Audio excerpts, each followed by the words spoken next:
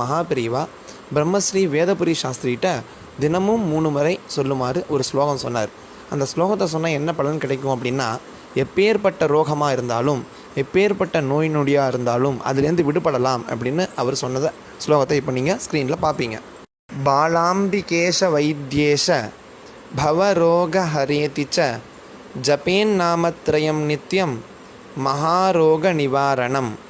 திருப்பிய சொல்கிறேன்.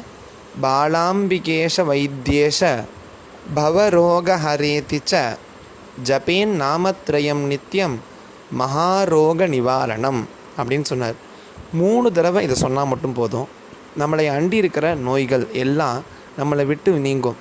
இதை நம்ம மட்டும் வச்சுக்கூடாது. இதனால் அப்படின்னா எப்போவுமே ஒரு மந்திரமாக இருந்தாலும் ஸ்லோகமாக இருந்தாலும் குழுவாக சேர்ந்து நிறையா பேர் சேர்ந்து சொன்னால் மட்டும்தான் அந்த ஸ்லோகத்தினுடைய மந்திரத்தினுடைய சித்தியே கிடைக்கும்.